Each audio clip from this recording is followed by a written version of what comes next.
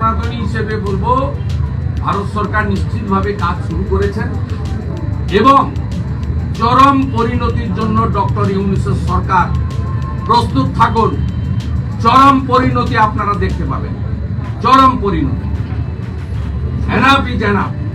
ভারতীয় এবার ভারতীয় বিজেপি নেতা শুভেন্দু অধিকারী বাংলাদেশের ডক্টর ইউনূসকে চরম পরিণতি দেওয়ার হুঁশিয়ারি দিয়েছে এবং পাশাপাশি এই হুজুর চিন্ময় প্রভু দাসকে নিয়ে কি বলেন তার মুখে শুনুন বিষয়টা। আসসালামু আলাইকুম ওয়া রাহমাতুল্লাহ। চিন্ময় প্রভুকে নিয়ে কিছু কথা। অবশ্য আমার মতো মামুলি লোকের কথাই কোনো কিছু যায় আসে না, তারপরেও দু একটা কথা বলি। চিন্ময় প্রভুর নামে মামলা হয়েছে এখান থেকে 1.5 থেকে 2 মাস আগে, মেবি একজন ব্যক্তির নামে 1.5 থেকে 2 মাস আগে রাষ্ট্রদ্রোহীর মামলা হয়েছে। তাকে গ্রেপ্তার করতে এতদিন সময় লেগেছে।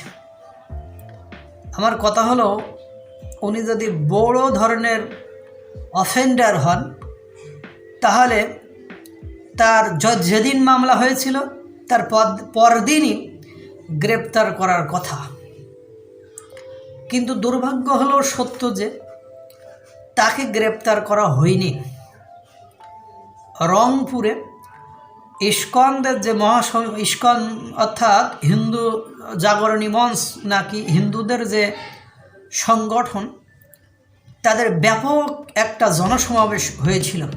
সেখানে বিভিন্ন মহলের বাধা বিপত্তি সত্ত্বেও তারা লক্ষাধিক লোকের সমাবেশকে আটকাতে পারেনি। সেখানে চিন্ময় প্রভু কিছু বক্তব্য রেখেছেন, যে বক্তব্যগুলো যে কোনো মানুষের শুনলে ভয় পাওয়ার কথা, কারণ তার দাবিগুলো যৌক্তিক এবং তার দাবিগুলোকে অগ্রাহ্য করার মতো কোনো বিবেকবানের পক্ষে অস্বীকার করা কোনোভাবে সম্ভব নয়। এখন কথা হলো যে ওনার বিরুদ্ধে মামলা হয়েছে কতদিন আগে, কিন্তু গ্রেপ্তার কেন এত পরে করা হলো? এবং তাহলে এখন কথা হলো, গত 2 দিন ধরে ঢাকা শহরে, দ্যাট মিন্স রবিবার সোমবার, ঢাকা শহরে যে একটা অরাজক পরিস্থিতি সৃষ্টি হয়েছিল এবং মোল্লা মাহবুবুর রহমান কলেজে যে ভাঙচুর, সোহরাওয়ার্দী কলেজে যে ভাঙচুর, সেটা নিয়ে সরকারি মহলের প্রথম দিকে কোনো বক্তব্য বা কর্মসূচি বা কর্মকাণ্ড ছিল না। ওই পরিবেশ পরিস্থিতি এতটা ঘোলাটে হয়ে গিয়েছে, এটা থেকে মানুষকে কোনোভাবে ডাইভার্ট করার একটা ওয়ে কিন্তু এটাও হতে পারে। দেখেন, আজকে আমি ইউটিউবে দেখলাম সব চ্যানেলে চিন্ময় প্রভুকে চট্টগ্রাম আদালত থেকে জামিন নামঞ্জুর করেছেন। তাকে প্রিজন ভ্যানে করে কারাগারে যখন নিয়ে যাওয়া হচ্ছিল, সেখানে তার ভক্তবৃন্দ যেতে দিচ্ছিল না। পরে আর্মি এবং পুলিশ লাঠিচার্জ করে সেই জায়গা খালি করে অবশেষে তাকে নিয়ে গিয়েছে। মামলা কি? রাষ্ট্রদ্রোহীর মামলা। কিন্তু উদ্দেশ্য কিন্তু এটা নয়। যদি রাষ্ট্রদ্রোহী মামলা, রাষ্ট্রদ্রোহী ব্যক্তি এত সমাবেশ করে, উনি এর ভেতরে আমেরিকায় গিয়েছেন, বিভিন্ন দেশে গিয়েছেন, মিটিং সিটিং করেছেন, ধরা হয়নি।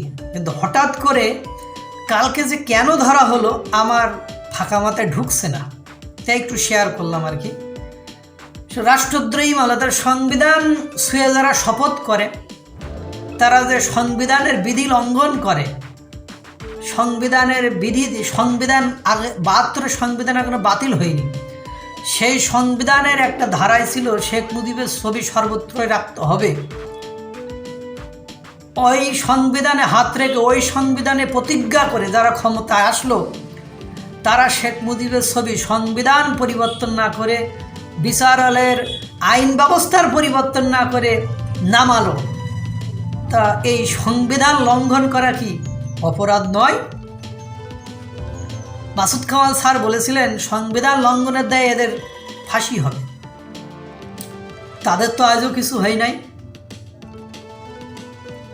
বুঝতে কষ্ট হচ্ছে না যে তলে তলে কিছু একটা ঘটছে, যে ঘটনা বাংলাদেশের জন্য খুব বেশি শুভকর হবে না।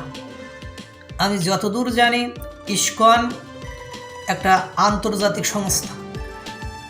একটু আগে একটা ইউটিউব চ্যানেলে দেখলাম 100 কোটি সনাতনী জাগরণী লোক তারা চিন্ময় প্রভুর মুক্তির জন্য আন্দোলন করবে। গতকালকে দেখলাম ভারতের বিজেপি পার্টির শুভেন্দু, উনি বলছেন যদি চিন্ময় প্রভুকে ছেড়ে দেওয়া না হয় তাহলে বাংলাদেশে ভারতের কোনো পণ্য ঢুকতে দিবে না, তারা সেটা অবরোধ করবে, আটকে রাখবে, বাংলাদেশের সাথে বাণিজ্য করতে দিবে না।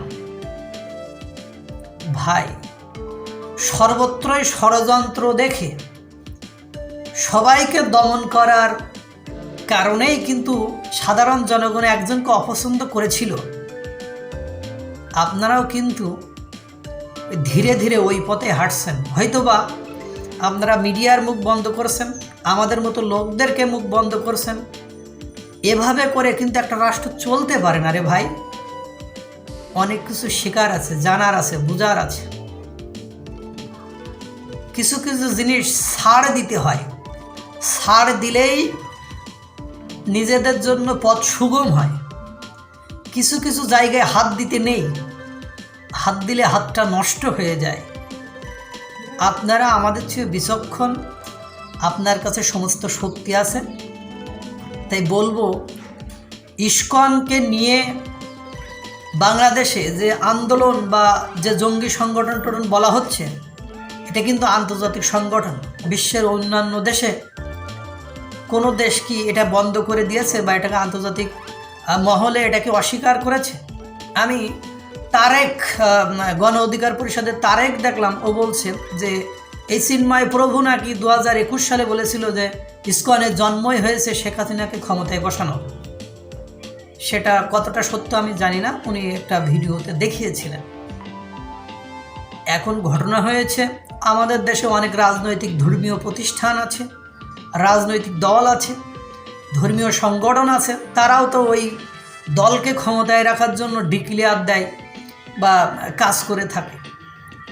এখন আমার যা মনে হচ্ছে আপনারা চাচ্ছেন না যে কোনোভাবে ইসকন এদেশে আর কর্মকাণ্ড করুক, এজন্য পরোক্ষভাবে এই কর্মসূচিতে হাত দিয়েছেন। আমি জানি না এটা আমার মন্তব্য কতটা ঠিক, ভুল হতেও পারে, সঠিক হতেও পারে। আল্লাহ তাআলা সকলকে ভালো রাখুক, সুস্থ রাখুক। আসসালামু আলাইকুম ওয়া রাহমাতুল্লাহ।